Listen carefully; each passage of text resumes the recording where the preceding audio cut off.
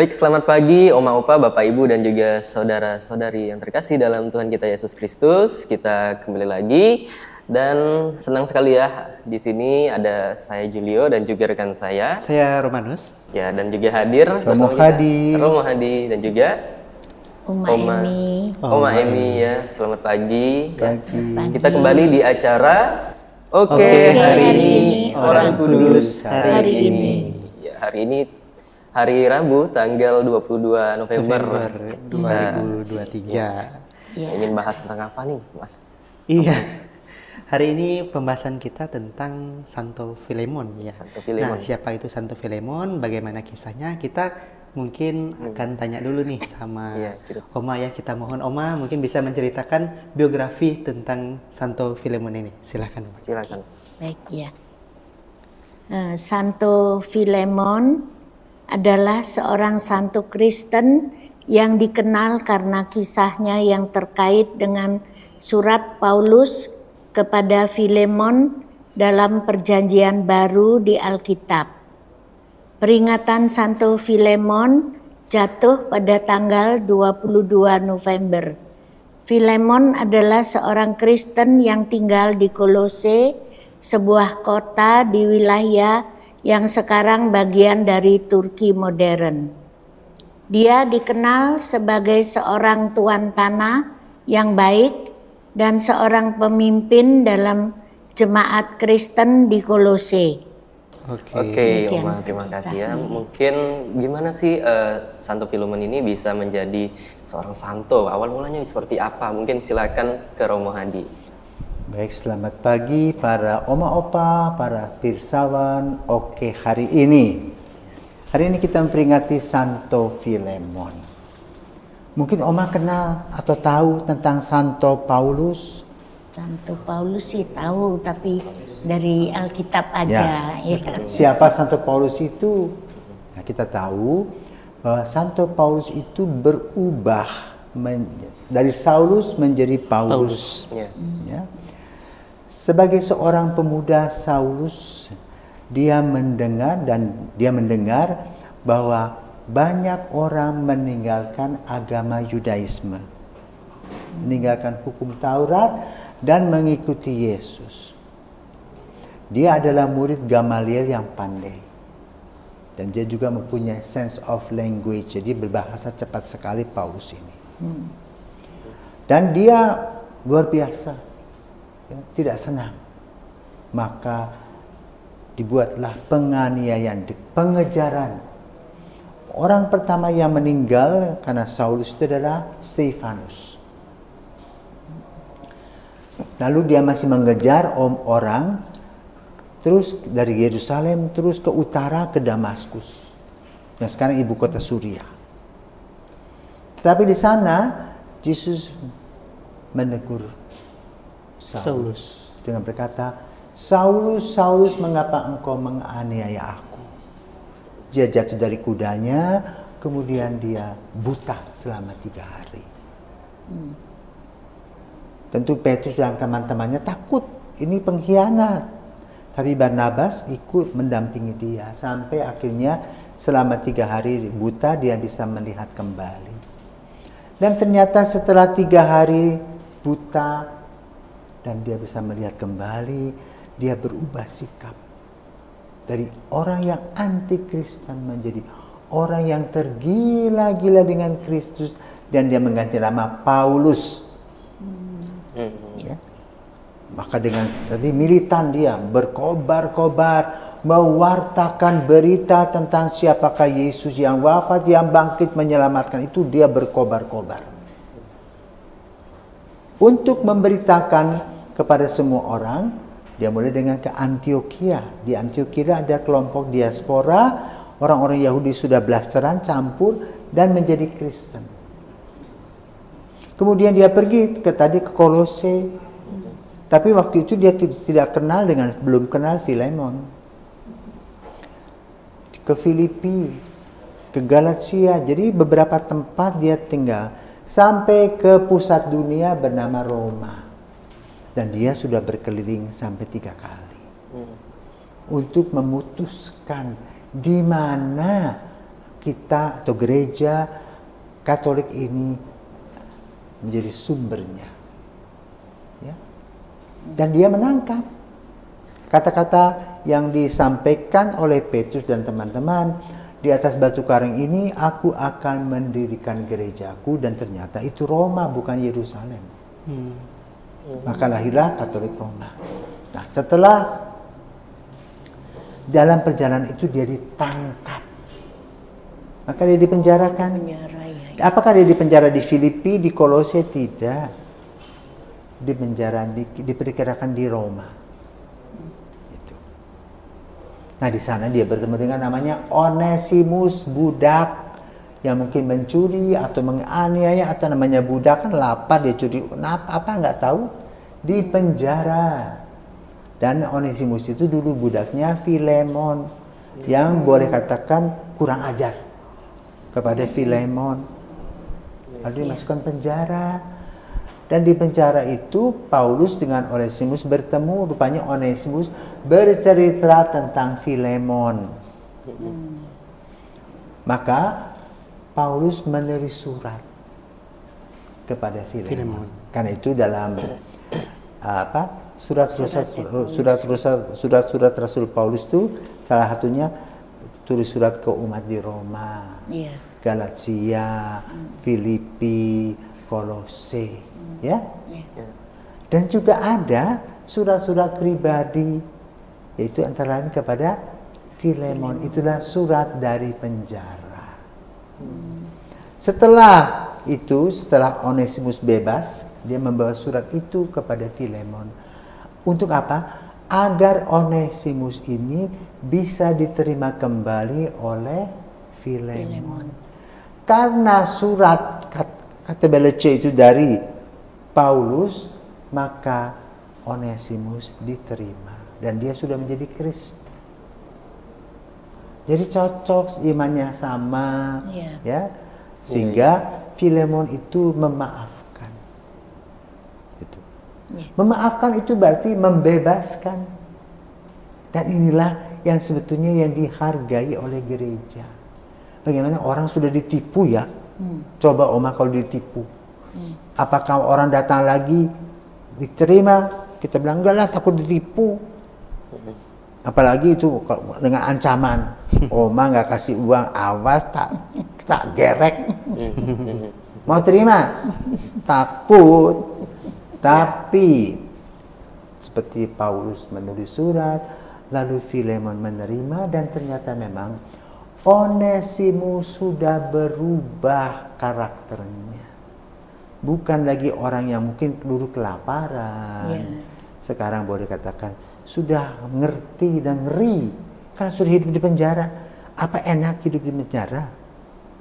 Ya, mungkin di penjara di Eropa ya lebih enak daripada di penjara kita. Tetapi ada penjara-penjara yang ngeri, ya disiksa, kukunya bisa dicabut dan sebagainya. Ya. Jadi boleh katakan Onesimus sudah mempunyai pengalaman sendiri di penjara, di lapas itu. Maka dia berubah. Kenapa? Mendapat majikan yang luar biasa yang sebelumnya dia tahu, tapi dia salah kaprah.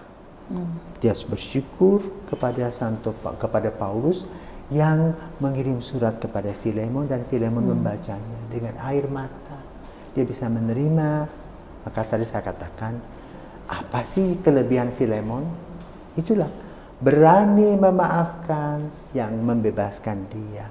Berani terbuka kepada Kristus, karena Paulus menulis surat kepada Filemon bahwa Kristus sang juru selamat kita pun juga menderita, dan dia tidak pernah melawan penderitaan itu. Dia tidak pernah orang dikutuk dan diapa-apakan, tenang saja.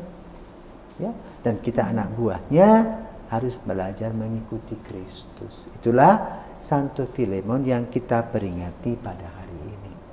Jadi dari pertemuannya perceraian menjadi satu kembali, ya, ada rekonsiliasi. Maka ini juga kita belajar. Kita tidak pernah sempurna, ada ketrok-ketrok sedikit, harus ada rekonsiliasi. Jangan bawa bara dalam hati kita, ya, sampai tutup mata, jangan. Kita harus buang. Kenapa? Kita harus lihat bagaimana Paulus menceritakan bagaimana Tuhan luar biasa kepada dia. Buta, dan dia dalam kebutaan itu dia melihat begitu banyak pengalaman, seperti pengalaman Petrus selama 3 tahun. Maka kalau kita membaca ya, punya waktu, coba baca surat-surat Paulus ini, luar biasa indah. Kata-katanya memberikan kepada kita semangat untuk terbuka kepada Kristus, untuk belajar rekonsiliasi. Kenapa? Tuhan itu Maha Rahim, maka kita pun juga harus mau memaafkan orang-orang di sekitar kita yang lemah, karena kita juga orang-orang yang lemah. Inilah kisah orang kudus yang kita peringati pada hari ini. Wow, Iya. luar biasa sekali. Poin teladannya memang mengampuni ya. Saya juga sangat merasa wow gitu, ternyata kisahnya sangat luar biasa sekali ya. Paulus juga bisa membuat orang rekonsiliasi ya, memaafkan, menerima. Itu bukan hal yang mudah, Julio ya. Bukan hal yang mudah. Iya, bisa menerima orang yang udah menipu kita. Tapi berkat surat-suratnya itu malah bisa menganggap jadi saudara ya. Dan yang kita petik juga dari Paulus ya, kita juga bisa jadi perantara gitu ya. Iya, untuk rekonsiliasi yang jadi perantara. untuk pertikaian atau pertengkaran yang terjadi Iya. bersama Indonesia. Kita ke Oma dulu nih, Oma. Menurut Oma, kisah yang paling menarik dari yang Romo ceritakan tadi di bagian mana nih, Oma? Iya. Filemon itu sudah memberikan maaf kepada Onesimus dan menerima Onesimus sebagai saudara dalam Kristus. Wah, Amin. amin. Luar biasa sekali memaafkan, Oma ya, Oma ya, kekuatan dari memaafkan. Ya. Ya. Mungkin dari Romo sendiri, kira-kira tadi kan kita lebih banyak ke soal kisah inspiratif ini. Kalau kita di dunia sekarang, di masyarakat ini, Romo, mungkin kita atau pemirsa di rumah, mungkin apa sih keteladanan yang benar-benar bisa diambil dari Santo Filemon ini untuk kita terapkan dalam kehidupan kita sehari-hari? Ya. Dari Filemon itu kita harus ambil satu sadar, bahwa Tuhan mengasihi dia dengan kekayaan. Ya. Dan dia menggunakan kekayaan itu juga untuk berbagi dengan orang lain. Ya, itu menjadi tokoh di Kolose. Menjadi tokoh berarti mesti keluar kantongnya, ya toh, berbagi seperti itu. Yang lain yang perlu diperhatikan adalah untuk zaman kita sekarang ini, kita memasuki masa kampanye, jangan lupa. Ya, betul. Ada 3 kontestan.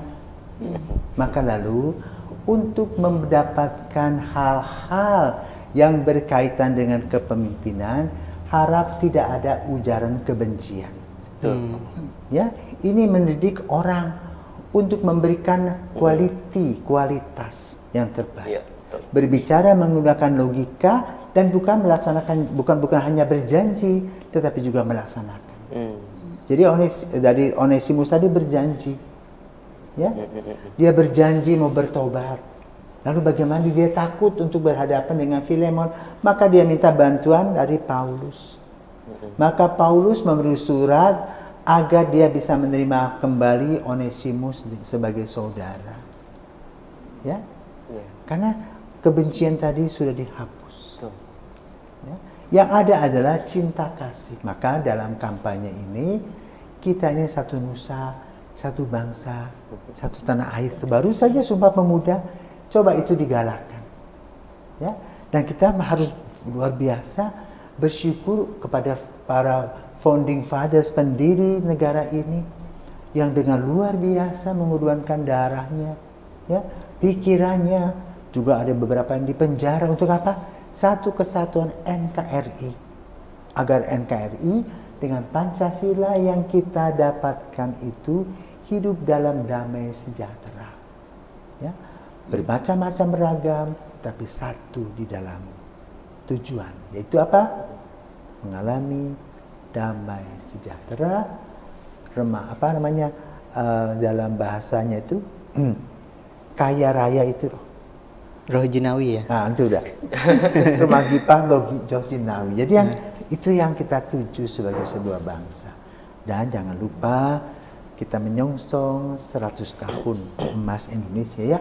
45 di mana saat ini anak-anak yang boleh katakan mulai memilih ya.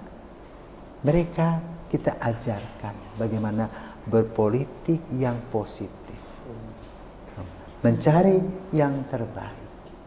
Ya. Kalau Pater Franz von Mainz mengatakan pemilu itu adalah memilih pemimpin yang mengembangkan negara, bukan menghancurkan negara. Ya. Dan ini boleh katakan semangat dari Paulus yang memberikan dorongan kepada Filemon untuk berkonsiliasi, untuk juga kepada Onesimus melakukan pertobatan.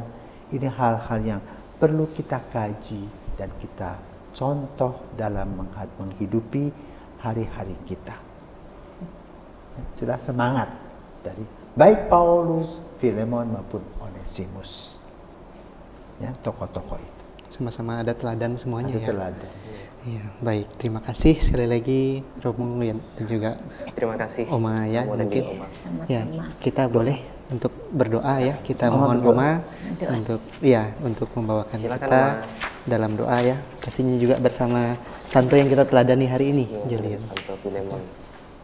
Atas nama Bapa dan Putra dan Roh Kudus. Amin. Marilah kita berdoa bersama Santo Filemon. Doa untuk kemurahan hati dan persaudaraan Kristen. Ya Allah yang Maha Kuasa dan Maha Pengasih, kami datang di hadapan-Mu dalam rasa syukur atas kasih-Mu yang tak terbatas kepada kami. Kami berdoa agar Engkau mengilhami hati kami untuk hidup dalam kemurahan hati dan kasih sayang, seperti yang telah Engkau tunjukkan kepada kita. Bantulah kami untuk melihat satu sama lain sebagai saudara dan saudari dalam Kristus, tanpa memandang status atau latar belakang kita. Kami mohon agar Engkau memberikan kami kekuatan untuk mengampuni mereka yang mungkin telah berbuat salah kepada kami, seperti Santo Filemon yang menerima kembali Onesimus dengan kasih. Biarkan kasih-Mu memandu langkah-langkah kami dan persaudaraan Kristen kami menjadi teladan bagi dunia yang lebih besar. Kami memohon berkat-Mu juga untuk semua yang telah menyaksikan program ini. Biarkan pesan tentang kasih, kemurahan hati, dan persaudaraan Kristen terus beresonansi dalam hati dan tindakan kami. Kami menyerahkan segala sesuatu kepadamu ya Allah, dan memohon agar Engkau memberkati dan melindungi kami. Semoga kami dapat menjadi teladan dalam menghidupkan nilai-nilai iman Kristen dalam kehidupan sehari-hari kami. Demi Kristus Tuhan kami. Amin. Atas nama Bapa dan Putra dan Roh Kudus. Amin. Baiklah, sekali lagi terima kasih Romo Adi dan juga Oma ini. Silakan Mas. Iya, dan juga terima kasih ya untuk Oma Opa dan pemirsa di rumah. Dan luar biasa sekali teladan yang sudah dibagikan oleh Oma dan juga Romo Hadi pada hari ini. Semoga teladan yang sudah kita dengarkan bisa membawa kehidupan kita juga untuk menjadi lebih positif. Ya, dan sekaligus kita undur diri ya, Julio ya, di acara Orang Kudus hari ini. Oke, hari ini. Nah, kita akan jumpa kembali dalam acara Oke hari ini Orang Kudus hari ini.